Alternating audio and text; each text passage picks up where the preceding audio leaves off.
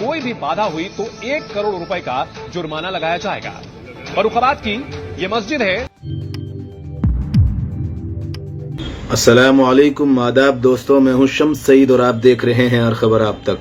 दोस्तों, आज तक आपने ये सुना था कि आपने अगर कोई जुर्म किया है तो आप पर जुर्माना लगता था, आपसे कोई गलती हुई है, कोई गुनाह हुआ है तो उसकी सजा मिलती थी। लेकिन पहली बार योगी सरकार में एक नया फरमान जारी हुआ है जिसमें कहा जा रहा है कि मस्जिद में नमाज पढ़ने पर 1 करोड़ का जुर्माना लगाया जाएगा। जी हाँ दोस्तों, आप ये खबर देखिए, उसके बाद हम आपको बताते हैं फिर इसके बारे में। क्योर उत्तर प्रदेश के फर्रुखाबाद में एक खास मस्जिद में नमाज पढ़ने पर रोक लगा दी गई है। दरअसल MIC स्कूल को हाई स्कूल इंटर बोर्ड परीक्षा का केंद्र बनाया गया है और यहां बोर्ड परीक्षा चल रही है, लेकिन परीक्षा के दौरान MIC स्कूल के अंदर बनी मस्जिद में मुसलमान नमाज पढ़ते हैं, इसको लेकर कई शिकायतें मिली थी। शोर से छात्र और शिक्षक परेशान होते थे, लिहाजा स्कूल के अंदर नमाज पढ़ने पर रोक लगा दी गई है और जिला अधिकारी आशुतोष कुमार द्विवेदी ने 2 टूक आदेश दिया कि अगर परीक्षा में कोई भी व्यवधान हुआ, कोई भी बाधा हुई तो 1 करोड़ रुपए का जुर्माना लगाया जाएगा। फर्रुखाबाद की ये मस्जिद है जो कि स्कूल के अंदर बनी हुई है। इंटर कॉलेज है, इंटर कॉलेज के अंदर ये मस्जिद बनी हुई है और डीएम ने यहां नमाज पढ़ने पर तुरंत रोक लगाई है और कहा है कि परीक्षा के दौरान किसी ने अगर इस रोक का पालन नहीं किया, उल्लंघन किया तो 1 करोड़ रुपए का जुर्माना लगाया जाएगा। आपने ये वीडियो देख लिया तो आपको अंदाजा हो गया होगा कि ये जो खबर है, मस्जिद में नमाज पढ़ने पर डीएम ने लगाई रोक, पाबंदी तोड़ने पर लगेगा 1 करोड़ का जुर्माना। दरअसल यूपी के फर्रुखाबाद में स्थित म्युनिसिपल इंटर कॉलेज के अंदर बनी मस्जिद में प्रिंसिपल की शिकायत के बाद डीएम ने नमाज पर रोक लगा दी है। बोर्ड परीक्षा के दौरान स्कूल के प्रिंसिपल ने परेशानी की शिकायत डीएम से की है।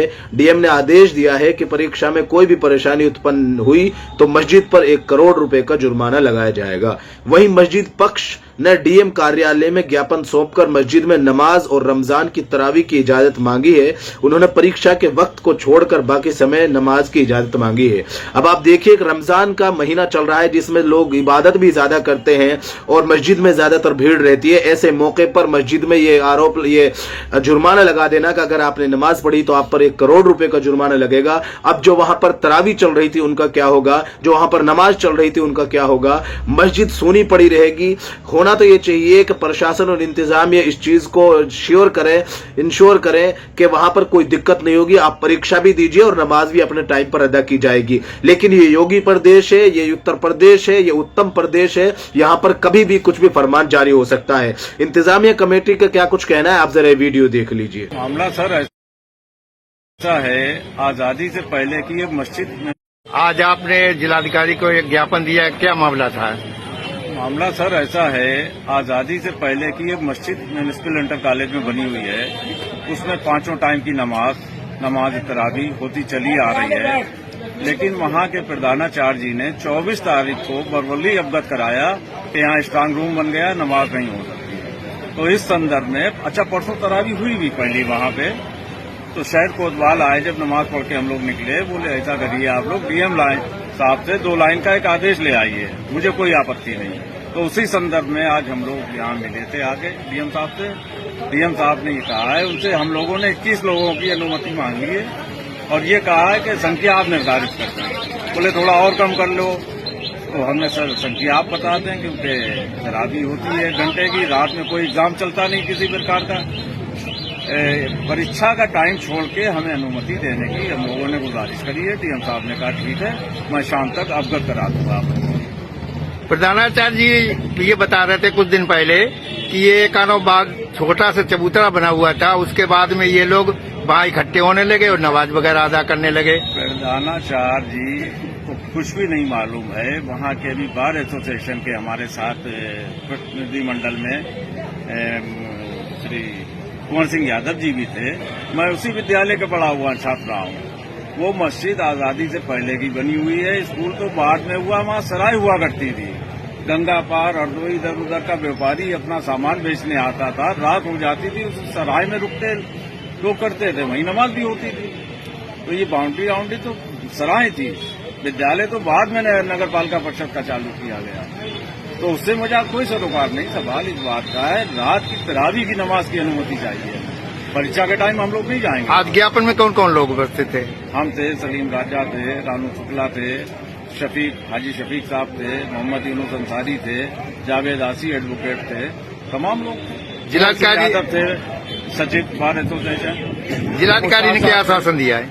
जिलाधिकारी ने हमारे प्रार्थना पत्र को पढ़ा और डिस्कस करा। एडीएम साहब भी मौजूद थे। बोले मैं सिटी मजिस्ट्रेट से बात कर लूं, शाम को आपको अवगत करा दूंगा। हमने संख्या आप बता दें। मेरी अधिक से अधिक मांग है 21 लोगों की। अगर डीएम साहब 15 लोगों की भी मुझे अनुमति प्रदान कर देंगे तो उनका जिला इंतजामिया का एहसान होगा कमेटी के ऊपर। इन तमाम तर वीडियोस को देखकर आपको यह अंदाजा तो हो गया होगा कि उत्तर प्रदेश में किस तरह का शासन और सुशासन चल रहा है। कहीं पर जो है इनके जो अफसरान है वो इस तरह की बयानबाजी दे देते हैं कि अगर आपको रंग से एतराज है तो आपसे घर से बाहर ना निकले। यानी कि कल को ये होगा कि अगर इस तरह से कि अगर किसी भी दूसरे समुदाय का त्योहार है तो दूसरा समुदाय घर से बाहर ना निकले। प्रशासन और इंतजामिया की जिम्मेदारी ये होती है कि वहां पर सुरक्षा को इंश्योर करे और चाक चौबंद रहे। किसी भी समुदाय को किसी दूसरे समुदाय के किसी भी हरकत से किसी को नुकसान नहीं होगा, किसी की भावनाओं को ठेस नहीं पहुंचेगा। लेकिन ये योगी प्रदेश है, उत्तम प्रदेश जिसको कहा जाता है, और ये योगी का जहां पर राम राज्य चल रहा है, ये इस तरह का वहां पर अजीब और गरीब जो फरमान है लगातार आए दिन कुछ तरह के जारी होते रहते हैं। पिछले दिनों आपने देखा था किस तरह से संभल के जो सीओ अनिल चौधरी उन्होंने ये कह दिया कि जिसको रंग से दिक्कत है वो घर से बाहर ही ना निकले, अपने घर में नमाज पढ़े। आप बताइए कि जुमे की नमाज मस्जिद में अदा की जाती है, जमात के साथ अदा की जाती है।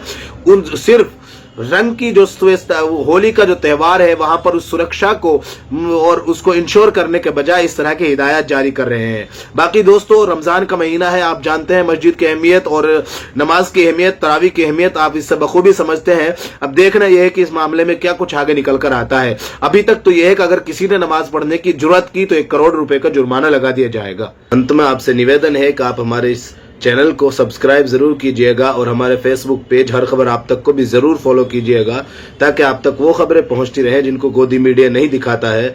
खासतौर से वो छोटी खबरें बनाकर जिनको गुजार दिया जाता है, वो इम्पोर्टेंट खबरें आप तक पहुंचती रहें। फिलहाल इन तस्वीरों में इतना ही। आगे फिर मुलाकात होगी आपसे किसी ऐसी खबर के साथ। तब तक के लिए जय हिंद, धन्यवाद दोस्तों।